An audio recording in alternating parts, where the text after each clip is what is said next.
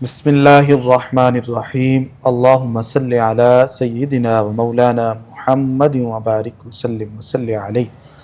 السلام علیکم ناظرین، پروگرام حی علی الفلاح میں ایک مرتبہ پھر خوش آمدید، اور میں ہوں آپ کا میزبان سید زین الرضا۔ ناظرین، آج کے اس پروگرام کے اندر ہم جس عنوان پر گفتگو کرنے کی سعادت حاصل کریں گے وہ ہے قبرستان کے آداب اور اسلامی تعلیمات۔ ناظرین، آج کے اس پروگرام کے اندر ہم ڈسکس کریں گے کہ انسان جب قبرستان میں جائے تو کون سی دعا پڑھ کر جائے، کیا آداب ہوتے ہیں، پھر قبرستان پر جا کر وہاں پر پھول نچھاور کرنا یہ شریعت کے اندر کیسا ہے، اسی طرح سبز ٹہنی کو رکھنا یہ کیسا ہے، یا قبرستان پر جانا یہ جائز ہے یا نہیں جائز۔ یہ تمام تر چیزیں جو آج کے دور کی بڑی ضرورت ہے، اس کے حوالے سے گفتگو کریں گے۔ اور ہمارے پاس گفتگو کرنے کے لیے جو شخصیت موجود ہیں، انتہائی ممتاز عالم دین، اکثر آپ انہیں کوہ نور کی سکرین پر دیکھتے رہتے ہیں، جناب حضرت علامہ مولانا عبداللہ ثاقب قادری صاحب۔ السلام علیکم۔ وعلیکم السلام ورحمۃ اللہ وبرکاتہ۔ حضرت خیر و عافیت سے؟ جی الحمدللہ، ماشاء اللہ۔ حضرت سب سے پہلے یہ بتائیے گا کہ یہ جو قبرستان کی زیارت کرنا ہے، اس کے حوالے سے شریعت کیا کہتی ہے؟ کیا یہ سنت ہے یا ممنوع ہے؟ بسم اللہ الرحمن الرحیم، والصلاة والسلام علی اشرف الانبیاء والمرسلین۔ بہت شکریہ شاہ صاحب۔ جہاں تک تعلق ہے آپ کے سوال کا، تو دیکھیے رسول رحمت صلی اللہ تعالیٰ علیہ وسلم کا عمل جو ہے یا آپ کا جو حکم ہے وہ سنت کا درجہ رکھتا ہے۔ بے شک رسول رحمت صلی اللہ تعالیٰ علیہ وسلم نے اوائل اسلام میں منع فرمایا مسلمانوں کو، اور اس کی حکمت جو تھی وہ رسول رحمت صلی اللہ تعالیٰ علیہ وسلم کی عمر مبارک اور ظاہری حیات مبارکہ میں ہی کچھ عرصہ کے بعد اس انداز سے ظاہر ہوئی کہ رسول رحمت صلی اللہ تعالیٰ علیہ وسلم نے صحابہ کرام کو خود پھر زیارت قبور کا حکم جاری فرمایا۔ حدیث مبارکہ میں یہ حکم واضح ہے کہ رسول رحمت صلی اللہ علیہ وسلم نے فرمایا کہ تم قبروں کی زیارت کیا کرو، یہ موت کی یاد دلاتی ہیں۔ یعنی انسان جو ہے مسلمان ہونے کی حیثیت میں اس کا جو امتیازی وصف ہے باقی ادیان سے، جو کہ کسی دین کو نہیں مانتے ان کی بات نہیں ہے، جو ادیان کے ماننے والے ہیں ان میں سے بھی جو امتیازی وصف ہے مسلمان کا، وہ آخرت پر یقین کامل ہے۔ بے شک مرنے کے بعد کی زندگی پر جو یقین ہے، یہ بندہ مومن کو ہمیشہ ڈی ٹریک ہونے سے بچاتا ہے، گمراہی سے بچاتا ہے، کیونکہ اس کو یہ یقین ہوتا ہے کہ میں نے اللہ کی بارگاہ میں حاضر ہونا ہے، اور اللہ رب العزت جل وعلا کی بارگاہ میں اپنے کیے ہوئے اعمال کا جواب دہ ہوں۔ تو اس لیے رسول رحمت صلی اللہ تعالیٰ علیہ وسلم نے واضح طور پر یہ حکم دیا کہ تم قبروں کی زیارت کیا کرو اور قبروں پر جایا کرو، اس لیے کہ یہ موت کی یاد دلائیں گی اور تم اپنی آخرت کی تیاری اور فکر میں لگو گے۔ تو اس لیے یہ سنت ہے۔ رسول رحمت صلی اللہ علیہ وسلم ہر سال شہداء احد کی قبروں پر تشریف لے جاتے۔ یہ آپ کا عمل مبارک جو ہے، یہ آپ کا فعل مبارک بھی ہمارے لیے حجت ہو گیا۔ پھر اسی طرح وہ شب برات کی رات والی حدیث مبارکہ جو حضرت امی سیدہ عائشہ الصدیقہ رضی اللہ تعالیٰ عنہا جس کی راویہ ہے، آپ فرماتی ہیں کہ میں حضور صلی اللہ تعالیٰ علیہ وسلم کی تلاش میں جب گھر سے نکلی تو میں نے آپ صلی اللہ تعالیٰ علیہ وسلم کو بقیع شریف میں پایا۔ تو آپ جنت البقیع شریف میں نصف شعبان المعظم کی رات میں موجود تھے اور اہل قبرستان اور شہداء کے لیے دعا فرما رہے تھے۔ تو اس لیے نبی پاک صلی اللہ تعالیٰ علیہ وسلم کے عمل سے، آپ کے حکم سے یہ بات ہمارے سامنے روز روشن کی طرح واضح اور عیاں ہے کہ ہمیں قبرستان میں جانے کا حکم بھی دیا اور خود اس پر عمل کر کے بھی ہمارے لیے مثال کو قائم فرما دیا ہے۔ بے شک حضرت، جب ہم قبرستان جاتے ہیں تو ظاہری سی بات ہے کہ وہاں پر ان افراد کے اجساد موجود ہیں جو اس دنیا سے چلے گئے، ان کی یادیں موجود ہیں کہ جو اس دنیا کو چھوڑ کر چلے گئے۔ تو آپ کیا سمجھتے ہیں کہ یہ جو قبرستان ہے یہ انسان کو آخرت کی یاد دلاتا ہے؟ اگر دلاتا ہے تو پھر کیسے؟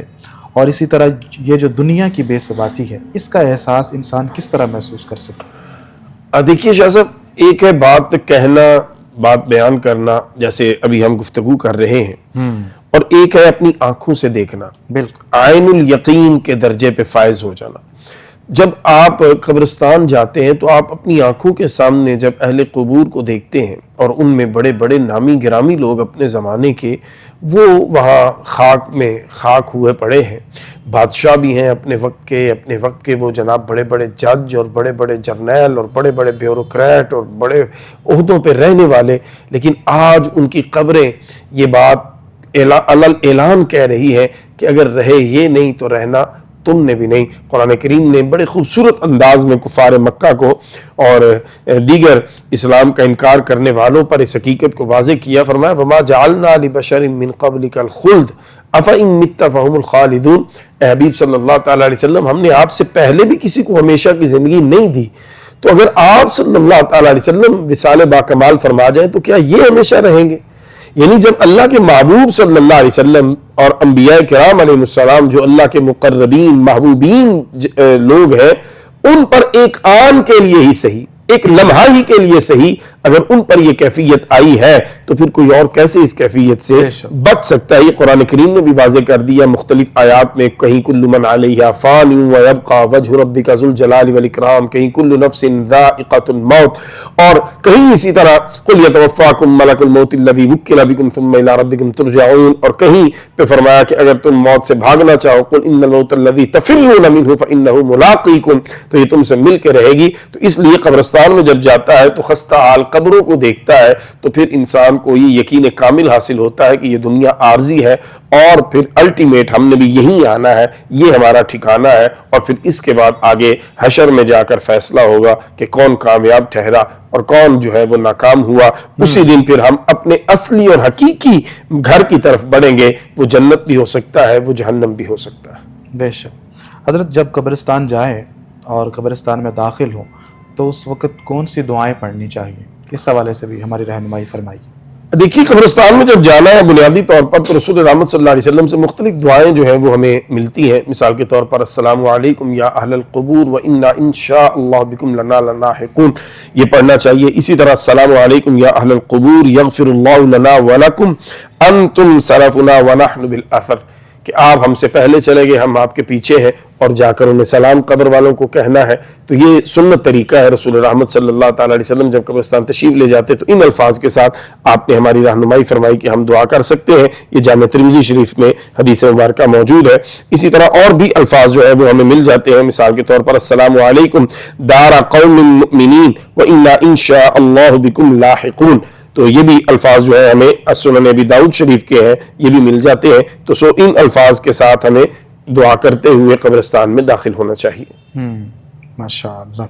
حضرت قبروں کا جو احترام ہے جی، اور پھر اسی طرح ہم جب دیکھتے ہیں کہ قبرستان کے اندر جب جاتے ہیں تو بہت ساری قبروں کی جو حالت ہوتی ہے وہ خستہ ہوتی ہے، اور کچھ قبریں ایسی بھی ہوتی ہیں کہ جو بڑی اچھی بنی ہوئی ہوتی ہیں.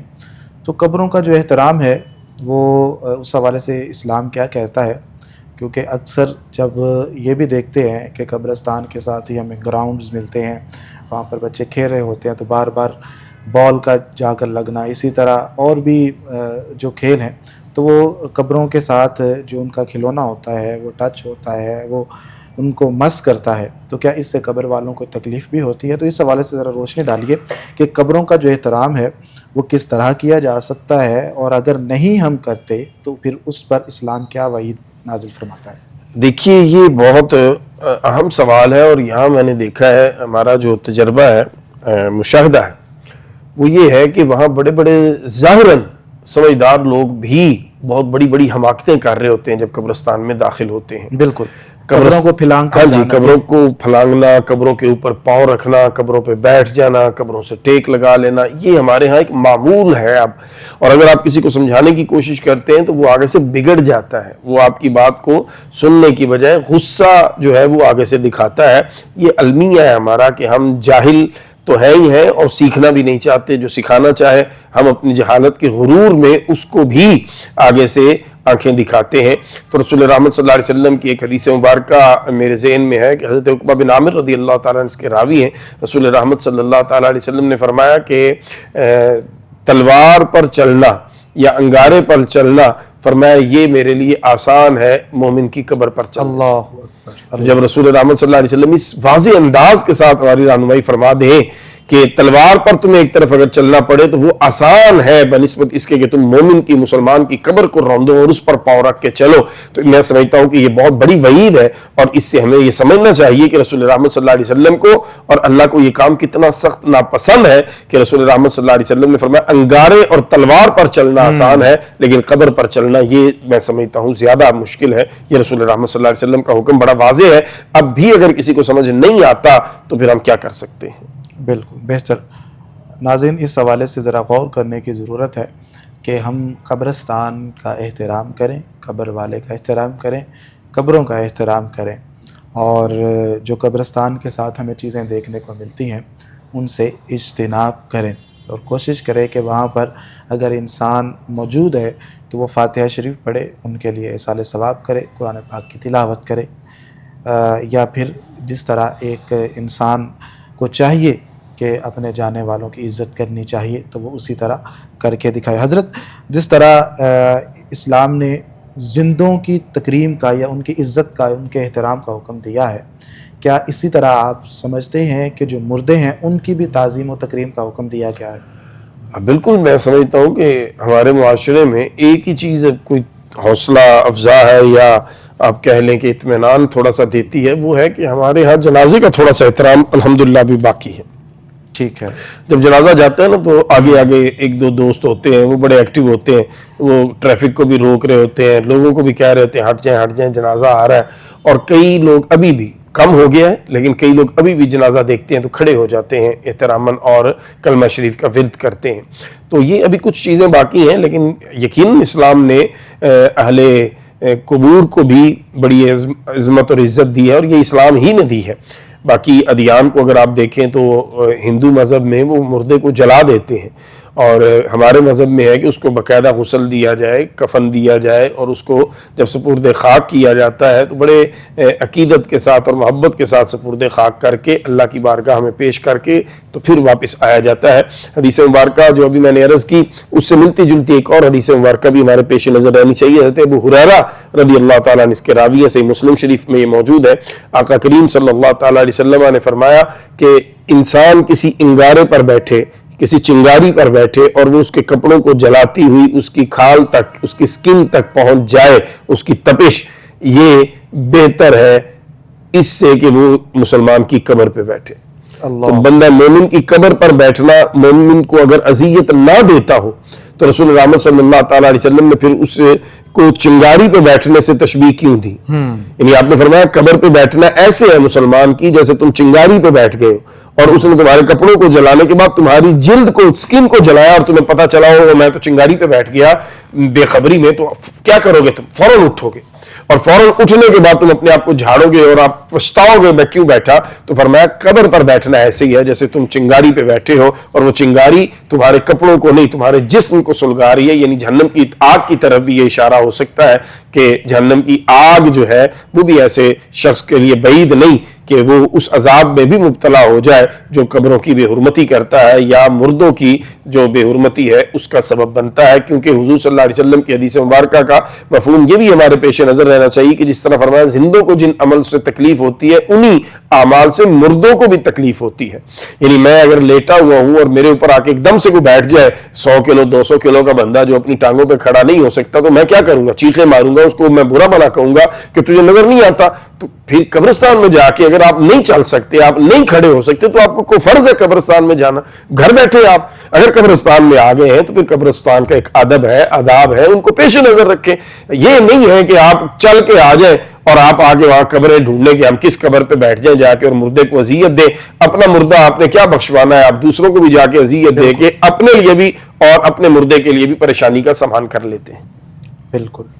ناظرین، اس حوالے سے بھی غور کی ضرورت ہے کہ اکثر جب ایک مردے کو دفنایا جا رہا ہوتا ہے، جب کسی کو دفنایا جا رہا ہوتا ہے اس وقت رش بھی ہوتا ہے، تو اس صورت کے اندر بھی ہم دیکھتے ہیں کہ بہت زیادہ جو قبریں ہیں ان کی حرمت کی پامالی ہوتی ہے. لوگ ٹیک لگا کر بھی بیٹھے ہوتے ہیں، پھر اسی طرح لوگ قبروں کے ساتھ جو ہے وہ ان کے اوپر بھی بیٹھے ہوئے دکھائی دیتے ہیں. تو اس سے بچنے کی بہت زیادہ ضرورت ہے، ورنہ نبی کریم صلی اللہ علیہ وسلم نے جو فرمایا ہے کہیں یہ نہ ہو کہ ہم بھی اس فرمان کے مصداق ٹھہریں اور ہمارے مقدر کے اندر یہ جو آگ ہے یہ نہ لکھی جائے، تو اس لیے گریز کریں، قبروں کا احترام کریں۔ حضرت قبرستان سے گزرتے وقت کن باتوں کا خیال رکھنا ضروری ہے؟ دیکھیے قبرستان سے جب گزرنا ہے شاہ جی، سب سے بنیادی بات تو یہ ہے کہ آپ نے اپنی موت کو یاد کرنا ہے۔ ٹھیک ہے، جب آپ اپنی موت کو یاد کریں گے تو یقیناً آپ کی کیفیت بدل جائے گی، اور اس بدلی کیفیت میں آپ قبروں کا حیا بھی کریں گے اور قبر والوں کا حیا بھی کریں گے، اور آپ وہاں سے پھر جب موت کو یاد کرتے ہوئے گزریں گے تو یقیناً پھر آپ ذکر خدا بھی کریں گے اور اپنے گناہوں پر استغفار بھی کریں گے۔ اور دوسرا پھر یہ ہے کہ یہ اہل قبور کا حق ہے ہم پر بحیثیت مسلمان، جیسے ہی میں نے دعائیں بھی عرض کی کچھ ٹائم پہلے آپ کے سوال کے جواب میں، وہ بھی بنیادی طور پر دعائیں ہیں۔ تو ہم وہاں سے گزرتے ہوئے سورہ فاتحہ شریف، سورہ اخلاص شریف پڑھ کر دعا کریں تمام اہل قبرستان کے لیے کہ اللہ تعالیٰ ان تمام پر اپنی رحمت نازل فرمائے، ان کی کامل بخشش فرمائے، کسی پر عذاب ہے تو اللہ تعالیٰ درگزر کا معاملہ فرمائے۔ یہ بحیثیت مسلمان ان کا ہم پر حق ہے، اور ہمارا یہ فرض بنتا ہے کہ ہم قبرستان کے پاس سے گزرتے ہوئے اپنے لیے بھی کچھ کریں اور ان کے لیے بھی کچھ کریں۔ اپنے لیے ہم کیا کریں گے؟ ہم اپنی موت کو یاد رکھیں گے، ہم اپنی موت کی تیاری کی فکر کریں گے، ہم اپنے ماضی کے گناہوں پر رب کی بارگاہ میں توبہ کریں گے، شرمندگی کا اظہار کریں گے، آنے والی زندگی کے لیے عزم صمیم کریں گے کہ ہم اب گناہوں کی زندگی کی طرف نہیں جائیں گے، اور اہل قبرستان کے لیے ہم اصال ثواب کریں گے سورہ فاتحہ شریف، سورہ اخلاص شریف، اور اپنی توبہ کا کہ اللہ جو ہمیں قبرستان کو دیکھ کر اپنے گناہوں پر ندامت ہوئی اور ہم نے تیری بارگاہ میں صدق دل سے توبہ کی، اس کا ثواب بھی تو اہل قبور کو عطا فرما۔ تو جب آپ اہل قبور کے لیے دعا کرتے ہوئے وہاں سے گزریں گے، قرآن کریم کی تلاوت کرتے ہوئے، اصال ثواب کرتے ہوئے، تو جو اہل قبور کو اللہ تعالیٰ ثواب عطا فرمائے گا وہ سارے کا سارا ثواب آپ کو بھی عطا ہوگا۔ تو یہ بہت بڑی ایک آپ کے لیے اجر و ثواب کی کہہ لیں کہ یہ اللہ رب العزت کی بارگاہ میں سبب بن جائے گا کہ آپ اہل قبرستان جو ہے ان کے لیے دعائے مغفرت کرتے ہوئے اپنی موت کو یاد رکھتے ہوئے اب وہاں سے گزریں۔ جی حضرت یہ بھی بتائیے گا کہ اونچی اور پختہ قبریں بنانا، اس حوالے سے اسلام کیا کہتا ہے؟ قبلہ شاہ صاحب دیکھیے، پسندیدہ عمل جو ہے اسلام کا وہ تو وہی ہے کہ قبر جو ہے وہ کچی ہو اور قبر جو ہے وہ زمین سے زیادہ اونچی نہ ہو، یہ پسندیدہ عمل اسلام کا یہی ہے۔ لیکن اگر فی زمانہ آپ دیکھتے ہیں کہ جو حالات بن چکے ہیں اور جس طرح قبریں جو ہیں وہ لاوارث ہو جاتی ہیں، پیچھے جاتے ہی کوئی نہیں ہے، اولاد کے پاس ٹائم ہی نہیں ہوتا، خاص کر اگر دادا ہے تو پھر پوتا تو بالکل ہی بھول چکا ہے کہ میرے دادا کی قبر کہاں ہے۔ تو ایسے میں اگر آپ قبر کی جگہ جو ہے وہ کچی چھوڑ کے باقی سائڈوں سے اگر اس کو پختہ کر لیتے ہیں اور اس ارادے سے کرتے ہیں کہ قبر محفوظ رہے اور قبر میں مردہ جو ہے وہ محفوظ رہے، اس کی بے حرمتی نہ ہو، تو اسلام بالکل اس کی اجازت دیتا ہے، اسلام میں یہ منع نہیں ہے۔ اور مزار بنانے کا یا پختہ قبر بنانے کا جہاں تک تعلق ہے تو اللہ کے نیک بندوں، انبیاء کرام علیہ السلام ہوں، صلحاء ہوں، صحابہ کرام ہوں، اہل بیت اطہار ہوں، ان کے مزار بنانا یہ بالکل جائز ہے، اور اس کی بہترین مثال گنبد خضرا شریف آج بھی موجود ہے۔ یعنی صحابہ کرام علیہم رضوان نے عمارت تعمیر کی جس کی رسول اللہ صلی اللہ علیہ وسلم کی قبر انور پہ، اور وہ بنی ہے بلکہ حجرہ مبارک میں، حضرت امی عائشہ صدیقہ رضی اللہ تعالیٰ کے حجرہ مبارک میں قبر بنی۔ تو اگر چار دیواری اور پختہ یہ قبر کا ہونا یہ منع ہوتا تو کبھی بھی چار دیواری میں رسول رحمت صلی اللہ علیہ وسلم کو تمام صحابہ کرام اجماع کے ساتھ وہاں پہ آپ سپرد خاک نہ کرتے۔ اگر رسول رحمت صلی اللہ علیہ وسلم جلوہ گر ہوئے اپنے حجرہ مبارک میں تو یہ سب سے بڑی دلیل ہے کہ قبر مزار شریف بنانا یہ شرعاً جائز ہے اور شرعاً یہ مستحسن ہے، اگر وہ صاحب اللہ رب العزت کی بارگاہ کے مقرب شخصیت ہے تو یہ ضرور ان کا مزار شریف بنانا چاہیے، اس میں کوئی حرج نہیں ہے۔ آپ پوری دنیا میں دیکھ لیں، یہ بھی ایک سوال ہوتا ہے کہ کیا برصغیر میں ہی یہ مزار کا کانسیپٹ ہے؟ تو نہیں، ایسا نہیں ہے۔ یہ آپ کو کنفیوز کیا جاتا ہے یہ کہہ کے کہ یہ صرف پاکستان ہندوستان میں یا بنگلہ دیش میں مزارات ہیں، ایسا نہیں ہے، پوری دنیا میں مزارات موجود ہیں۔ آپ جائیں امام بخاری علیہ الرحمہ کا مزار موجود ہے، آپ بغداد شریف، عراق شریف چلے جائیں تو حضرت امام علی، حضرت علی مرتضیٰ کرم اللہ تعالیٰ وجہ الکریم سے لے کے حضرت شیخ عبد القادر جیلانی، حضرت معروف کرخی، حضرت امام اعظم ابو حنیفہ رضوان اللہ تعالیٰ علیہ اجمعین، اتنے مزارات موجود ہیں دنیا بھر میں کہ آپ گننا چاہیں آپ شاید گن نہ سکیں۔ ترکی میں جائیں تو حضرت ابو ایوب انصاری رضی اللہ تعالیٰ عنہ کا مزار ہے، چائنا میں صحابہ کرام کے مزارات ہیں، تو ہر جگہ پہ مزارات موجود ہیں، جو کہ دلیل ہے اس بات کی کہ شروع مسلمان سے لے کر آج تک امت مسلمہ اس بات پر متفق چلی آ رہی ہے، سوائے چند لوگوں کے کہ جن کو کچھ سمجھنے میں تھوڑی سی مشکل ہو گئی، دین نہیں سمجھ آیا ان کو، انہوں نے اس پر اعتراض کرنے کی کوشش کی، لیکن اجماع جو تھا یا جو ایک جمہور کا طریق ہے وہ یہی ہے کہ مزار بالکل بنایا جا سکتا ہے، اور مزارات پوری دنیا میں موجود ہے، اور یہ اس بات کی دلیل ہے کہ یہ جائز سمجھے گئے تو بنائے گئے ہیں، اور جائز سمجھے گئے تو باقی رکھے گئے۔ بے شک بے شک۔ حضرت یہ جو قبرستان میں جا کر ہنسی مذاق بھی لوگ کرتے ہیں اور دنیاوی باتیں بھی چل رہی ہوتی ہیں، تو اس حوالے سے اسلام کیا فرماتا ہے کہ ہنسنا، مسکرانا اور دنیاوی باتوں میں مشغول رہنا قبر پر جا کر، یا جس طرح ہم ابھی آپ نے مزارات کا حوالہ دیا، تو بزرگان دین کی قبروں پر جب لوگ جاتے ہیں وہاں پر ایصال ثواب کے لیے دعا کے لیے جاتے ہیں، تو وہاں پر بھی ہم نے دیکھا ہے کہ ایک ہنسی مذاق بھی وہاں چل رہا ہوتا ہے، پھر عورتوں مردوں کا اختلاط بھی ہوتا ہے، اور یہ ساری چیزیں جو ہے اسلام اس کو کس نظر سے دیکھتا ہے؟ اللہ اکبر۔ دیکھیے یہ بڑی ایک المیہ ہے ہمارے لیے شاہ جی، کہ جن موقعوں پر ہمیں موت کو یاد رکھنا ہے اس موقع پہ بھی اگر ہم غفلت کی چادر اوڑھ لیں اور ہم جو ہے اس کو بھی ہنسی مذاق اور ٹھٹھا جو ہے اس پہ اڑانے کی کوشش کریں، تو میں سمجھتا ہوں یہ ہماری بدنصیبی ہے اور یہ دین سے دوری ہے۔ جہاں ہم تعزیت کے لیے جاتے ہیں یا ہم قبرستان میں جاتے ہیں تو یہاں پہ جا کر ہمیں رونا چاہیے، یہاں پہ جا کر رونا نہ آئے تو رونے جیسی شکل بنانی چاہیے، اور اللہ رب العزت کی بارگاہ میں ہمیں اپنے لیے بھی اور اس کے لیے بھی دعائیں مغفرت کرنی چاہیے۔ یہ تو ہے اسلام کا عطا کردہ طریقہ، لیکن یہ فی زمانہ جو آج کل ہم کر رہے ہیں یہ میں بالکل علی وجہ البصیرہ کہتا ہوں، یہ دین سے دوری ہے، دین سے ناواقفیت ہے، اور اس وجہ سے ہم یہ جو ہے وہ کر لیتے ہیں۔ ہمارے ہاں ایک حدیث مبارکہ بیان کی جاتی ہے کہ حدیث مبارکہ کہہ کر بیان کیا جاتا ہے کہ قبرستان میں جو ہنسنا ہے اس کے بارے میں وعید رسول اللہ صلی اللہ علیہ وسلم کی حدیث کی بڑی سخت سی بیان کی جاتی ہے، تو وہ حدیث مبارکہ نہیں ہمیں کوئی اس طرح کی ملی، لیکن یہ ہے کہ ہمیں احتیاط کرنی چاہیے جب کوئی بات ہم منسوب کریں رسول رحمت صلی اللہ تعالیٰ علیہ وسلم کی طرف، تو پہلے اس کی تسلی کر لیں کہ آیا یہ فرمان موجود ہے کہ نہیں ہے، اگر ہو تو پھر سبحان اللہ بہت اچھا ہے، اسے بیان کرنا چاہیے، دوسروں تک پہنچانا چاہیے، لیکن اگر کوئی جھوٹ منسوب کر دیا رسول رحمت صلی اللہ تعالیٰ علیہ وسلم کی طرف تو اس پر وعید ضرور آئی ہے۔ رسول رحمت صلی اللہ علیہ وسلم نے فرمایا جو میری طرف جھوٹ کی نسبت کرے وہ اپنا ٹھکانہ جہنم میں بنا لیتا ہے، تو اس لیے ہمیں اس بات پہ احتیاط جو ہے وہ کرنی چاہیے۔ حضرت ایک اور بھی المیہ ہم دیکھتے ہیں مزارات پر یا قبروں پر، ہم نے دیکھا ہے کہ وہ افراد بھی وہاں پر ڈیرا لگا کر بیٹھے ہوتے ہیں قبرستان کے اندر، کہ جو جوگی ٹائپ ہوتے ہیں، بڑی بڑی انہوں نے وہ کڑے پہنے ہوتے ہیں، چوڑیاں پہنی ہوتی ہیں، پھر اس طرح رنگ برنگا ان کا لباس ہوتا ہے، اور کچھ ایسے ہیں کہ جو وہاں پر غیر شرعی امور بھی کر رہے ہوتے ہیں، بدعات کر رہے ہوتے ہیں، ڈھول باجا، یہ تو مزارات کے اوپر بھی ہمیں دیکھنے کو ملتا ہے۔ تو یہ جو ساری بدعات ہیں یا غیر شرعی امور ہے، اس حوالے سے آپ کیا فرماتے ہیں کہ ان کو روکنا کتنا ضروری ہے، اور اس حوالے سے اسلام کس قدر ناپسندی کا اظہار کرتا ہے، اس حوالے سے مفصل جواب دیجیے۔ دیکھیے قبرستان کا جہاں تک تعلق ہے نا شاہ جی، قبرستان میں یہ جو ہمارے ہاں آج کل ایک کلچر چل پڑا ہے، لوگ بیٹھ جاتے ہیں جا کے، اور قبرستان کی اس خاموشی سے یا اس قبرستان میں چونکہ اتنی رونق یا گہما گہمی نہیں ہوتی، اس کا فائدہ اٹھانے کی کوشش کرتے ہیں، اور وہاں پہ عجیب و غریب قسم کی حرکات اور باتیں سننے کو ملتی ہیں۔ تو یہ بالکل حکومت کو اس پر میں سمجھتا ہوں کہ سخت ایکشن لینا چاہیے، سخت کارروائی کرنی چاہیے۔ قبرستان برائی کے اڈے نہیں بننے چاہیے، قبرستان جو ہے ان کی صفائی اور ان کا وہ جو احترام ہے ایک اسلام میں وہ ہمیشہ برقرار رکھنا یہ ریاست کی اور حکومت وقت کی ذمہ داری ہوتی ہے۔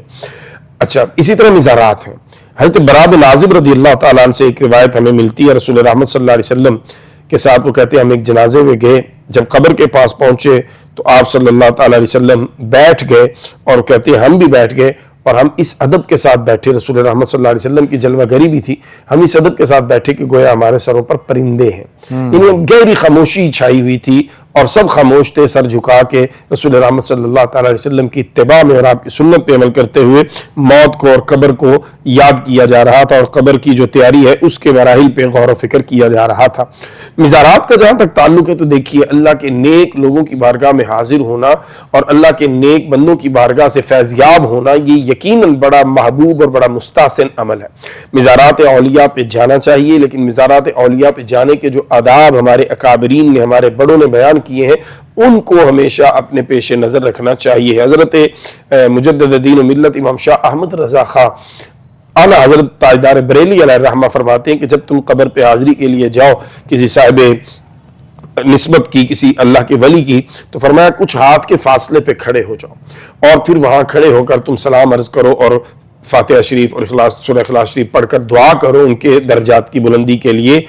قبروں پر جھکنا یا قبروں پر جا کر وہاں جو ہمارے ہاں آج کل حرکات مختلف دیکھنے سننے کو ملتی ہیں، جن کی وجہ سے لوگوں کو موقع ملتا ہے کہ وہ صاحبان مزار پر بھی زبان تان دراز کرتے ہیں، یہ غیر شرعی حرکات کرنے والے یقیناً کوئی اسلام کی خدمت نہیں کر رہے ہیں۔ ایسے لوگوں کو اللہ تعالیٰ ہدایت عطا فرمائے۔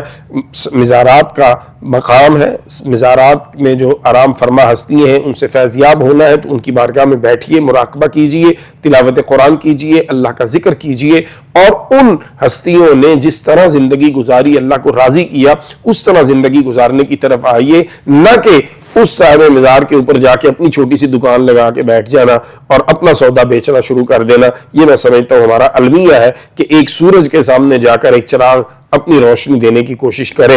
ہمیں وہاں ادب کے ساتھ بیٹھنا ہے، وہاں ہم لینے گئے ہیں، دینے نہیں گئے۔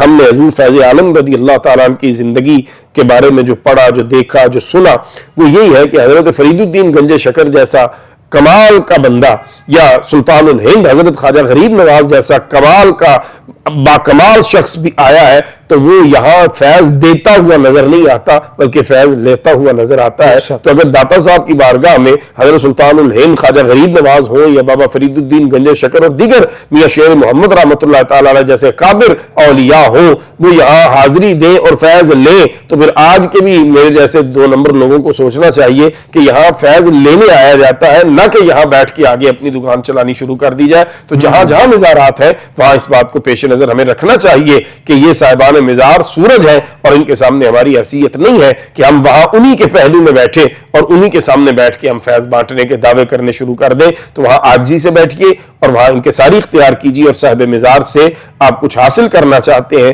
تو پھر زندگی کو ویسا بنانے کا عہد کیجیے جیسے انہوں نے اللہ اور اس کے رسول کی فرما برداری میں گزاری ہے۔ ماشاءاللہ ماشاءاللہ، بڑا خوبصورت آپ نے گائیڈ فرمایا کہ جو مزارات پر جانا ہے یا قبرستان میں جانا ہے وہ کس طرح جانا ہے اور وہاں کے جو آداب ہیں وہ کیا ہونے چاہیے۔ ناظرین، ان چیزوں کو پیش نظر رکھنا بڑا ضروری ہے، وگرنہ انسان جو ہے، حضرت یہ بھی ایک چیز دیکھی گئی ہے کہ جس طرح آپ فرما رہے تھے کہ قبر کے پاس جب جانا ہے تو ایک فاصلے کے ساتھ آپ کھڑے ہوں، تو وہ جو اہل سنت پر بالخصوص یہ بھی ایک جبراً ٹیگ مسلط کیا جاتا ہے کہ یہ قبروں کو سجدہ کرتے ہیں۔ تو اس حوالے سے بھی بتائیے گا کہ اہل سنت کا یا جو علماء حق ہیں ان کا یہ موقف اس حوالے سے کیا ہے، اور اگر کوئی شخص ایسا خدا نخواستہ کرتا ہے تو اس کا کیا انجام ہوگا؟ دیکھیے، یہ بڑا واضح ہے ہمارے ہاں اہل سنت میں، سجدہ جو ہے نا وہ تعظیم کے لیے اگر کوئی کرے گا تو حرام ہے۔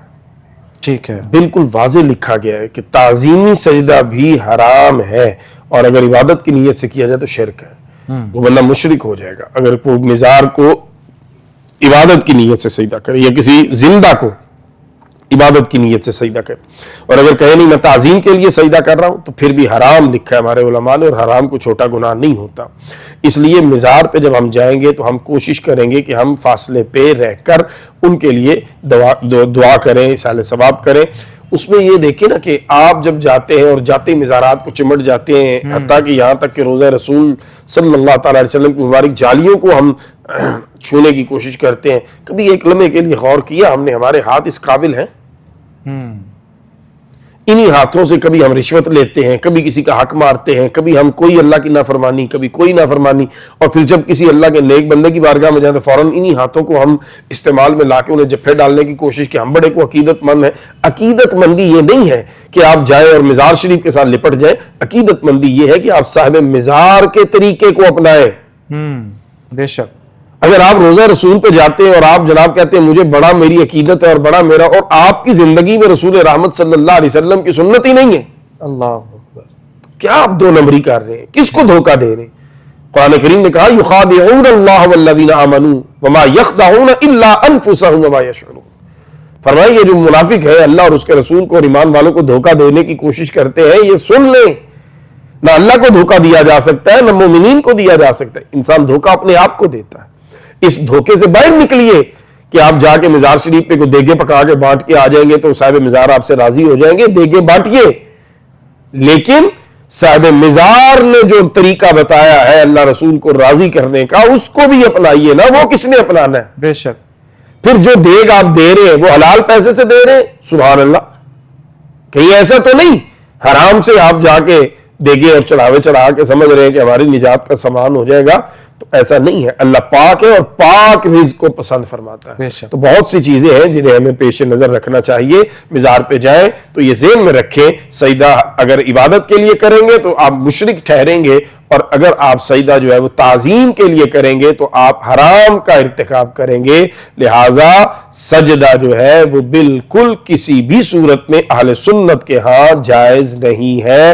اور سب سے بڑی بات کہ جب صحابہ کرام علیہم الرضوان بڑی عقیدت، بڑی محبت اور بڑی چاہت کے باوجود رسول رحمت صلی اللہ علیہ وسلم کی بارگاہ میں انہوں نے سجدہ نہیں کیا، تو پھر رسول رحمت صلی اللہ علیہ وسلم کے سے بڑھ کر کون سی ہستی ہے جس کو سجدہ کیا جا سکتا ہے؟ تو یہ ہمارے لیے واضح. اور میرے امام نے کہا تھا اس کا تھوڑا سا مشرا آپ کے تو چونکہ خود صاحب قلم ہے، شاعر ہے، آپ کے ذہن میں ہوگا کہ اعلیٰ حضرت نے فرماتے ہیں نا کہ روکیے ہاں یہی مقام یعنی یہی امتحان ہے. اس طرح کا کوئی شعر ہے ان کا کہ اپنے سر کو روکیے بارگاہ رسالت میں، یہی امتحان ہے کہ آپ کا سر جو ہے وہ اب اس مقام پہ رہنا چاہیے جہاں تک کی اجازت ہے. بھی شعر ہے اس طرح کے دل سوئے طیبہ جھکا پھر تجھ کو کیا. جی بالکل. تو اس طرح کا بھی اشعار آپ کے ہیں. تو آپ نے دل کو راغب کیا ہے کہ دل ساجد ہے. ہاں جی. لیکن آپ نے ظاہراً جس طرح انسان اللہ کے حضور سجدہ کرتا ہے کہ اس کی پیشانی بھی اللہ کے حضور جھکی ہوئی ہوتی ہے، اس کے ہاتھ بھی زمین پر ہوتے ہیں، اس کے گھٹنے بھی، اس کے پاؤں بھی زمین پر ہوتے ہیں.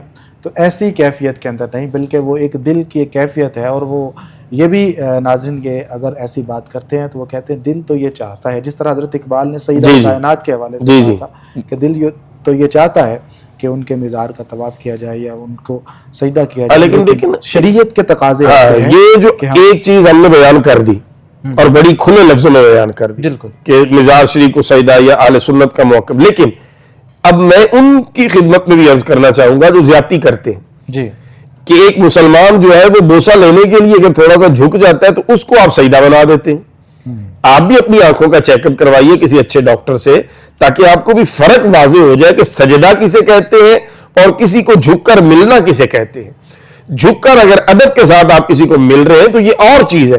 ہمارے یہاں بدنصیبی یہ ہے کہ انتہا پسند لوگ جو ہے وہ کسی کو جھک کے ملنا یا مزار شریف پہ جا کر اگر چوکھٹ کا بوسہ کوئی بندہ مزار شریف کا بوسہ لینے کی کوشش کرتا ہے تو اسے بھی سجدہ بنا دیتے ہیں. تو مجھے ایسا سجدہ ذرا کوئی دکھا دے بندہ کہ کہیں ایسا سجدہ ہو کہ جس میں بندہ جو ہے وہ زمین سے اوپر ہو اور سجدہ ہو رہا ہو. تو سجدے کی تو وہ کیفیت ہے جو شاہ جی نے بیان کر دی کہ سجدے میں تو آپ کے گھٹنے، آپ کے یہ 7 اعضاء جو ہیں وہ زمین پر لگنے ضروری ہیں. بالکل سجدہ زمین پر آپ کر رہے ہیں، اور جب آپ کسی مزار شریف کو چوم رہے ہیں تو اس وقت تو سجدے کی وہ حالت بھی نہیں ہوتی. جس طرح آپ انتہا پسندی کی طرف جاتے ہیں تو میں آپ سے بھی گزارش کروں گا کہ آپ بھی اعتدال کا راستہ اختیار کریں. جو موقف ہم دے رہے ہیں اس موقف میں کوئی کمی ہے تو وہ بتائیں، وگرنہ آپ بھی مسلمانوں کو مشرک بنانے کا جو ٹھیکہ ہے وہ اب چھوڑ دیں، کسی اور کے لیے بھی کوئی کام کر لیں. آپ مسلمان بنانے کا کام کیجئے نہ کہ مسلمانوں کو مشرک بنانے کا. حضرت یہ بھی بتائیے گا کہ جب انسان فوت ہو جاتا ہے تو اس کا تعلق واسطہ تو کٹ جاتا ہے، لیکن اس کے لیے دعائے مغفرت کرنا، اس کے لیے ایصال ثواب کرنا، یہ شریعت کے اندر کیسا ہے؟ اور اگر شریعت کے اندر ایصال ثواب کرنا جائز ہے تو پھر کن صورتوں کے اندر ایصال ثواب ہو سکتا ہے؟ دیکھیے شاہ جی، ہمارا دین جو ہے یہ مکمل دین ہے. جی ہمارے دین نے ہمیں اپنی نظام زندگی اور اپنے معاملات کے لیے اصول عطا کر دیے ہیں. رسول رحمت صلی اللہ تعالی علیہ وسلم کی بڑی واضح حدیث مبارکہ ہے.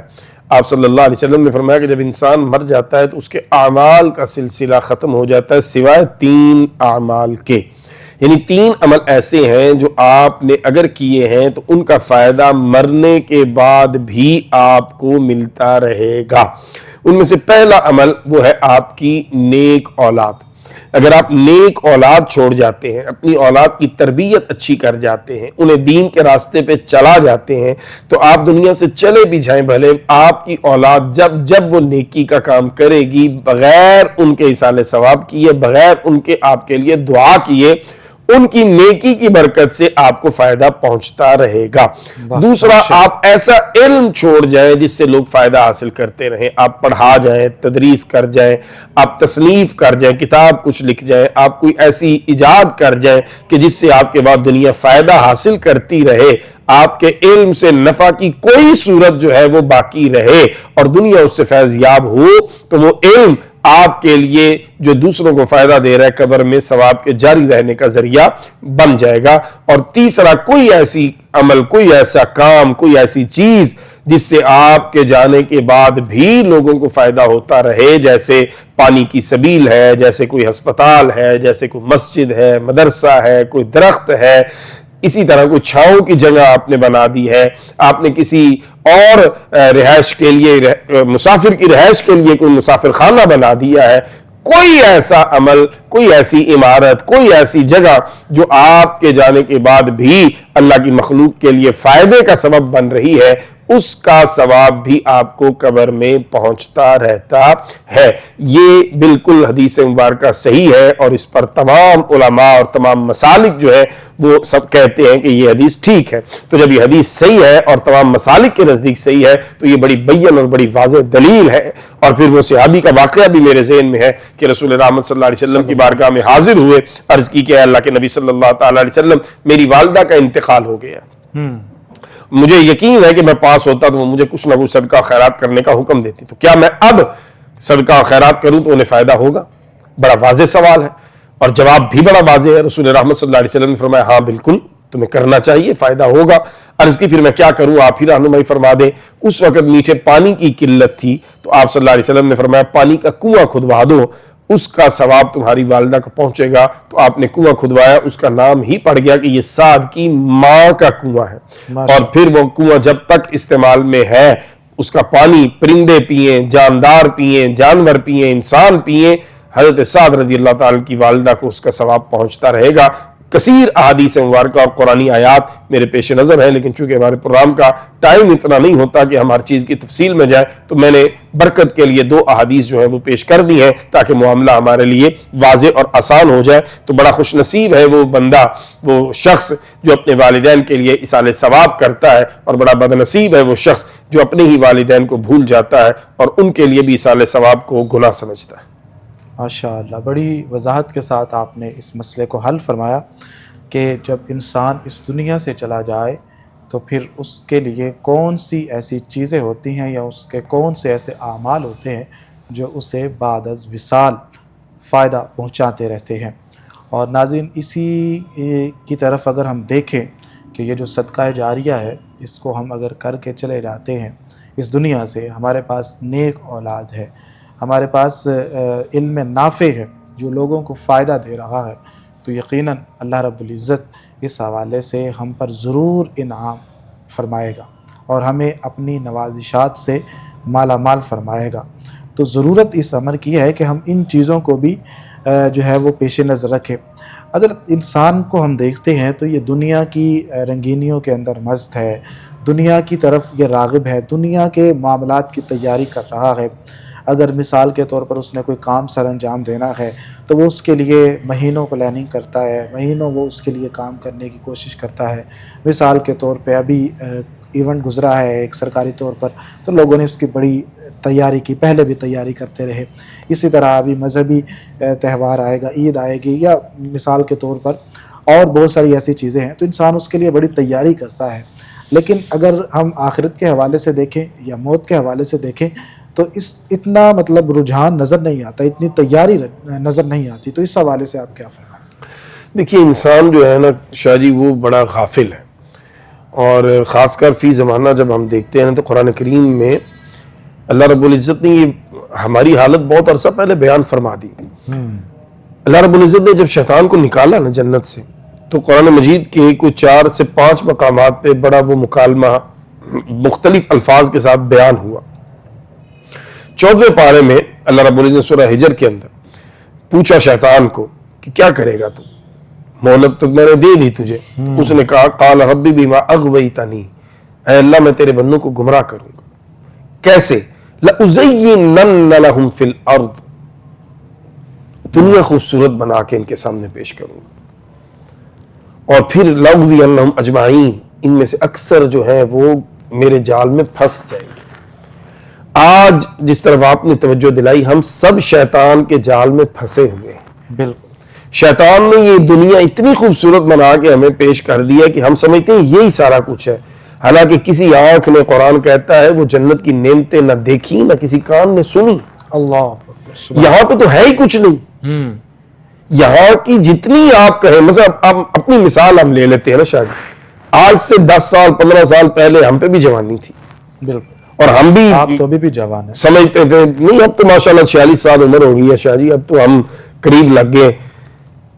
آج سے 15-20 سال پہلے جب ہم پہ جوانی آئی تو ہم بھی سمجھتے تھے کہ پتہ نہیں ہم کیا ہوں گے، لیکن اب پلٹ کے دیکھتے ہیں تو وہ جوانی کہ جب ہم کرکٹ بھی کھیل رہے ہیں، جب ہم دوڑ بھی رہے ہیں، جب ہم بھاگ بھی رہے ہیں اور تھک بھی نہیں رہے، اور صبح سے شام، اب ہم دیکھتے ہیں سیڑھیاں چڑھتے ہوئے بعض دفعہ ہمیں گوڈے کو ہاتھ رکھنا پڑ رہا ہے، بعض دفعہ ہم لیٹے ہوئے تو اٹھتے ہوئے ہمیں درد شروع ہو گئی ہے۔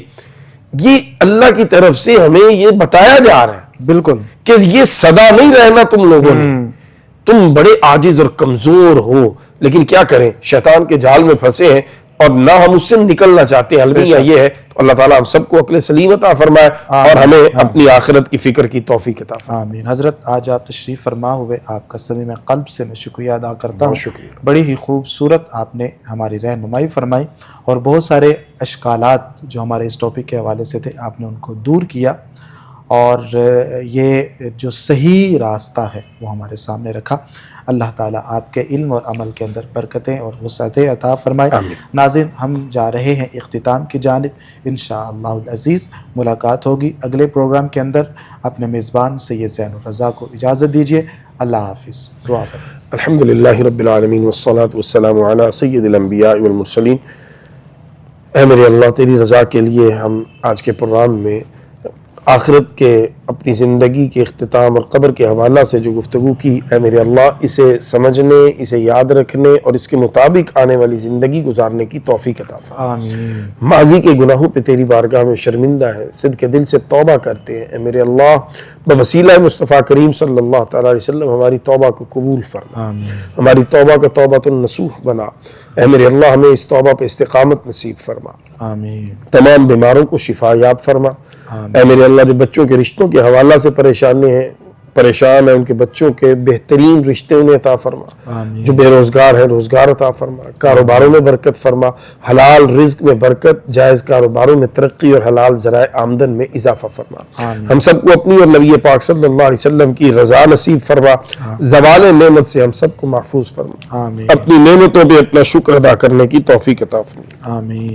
آنے والے ماہ کریم ماہ رمضان المبارک کا استقبال کرنے، اس کا احترام کرنے اور خوب ماہ رمضان کی رحمتوں و مغفرتوں کو سمیٹنے کی توفیق عطا فرما۔ آمین۔ صلی اللہ تعالی علی خیر خلقہ محمد و آلہ و صحبہ اجمعین برحمتک یا ارحم۔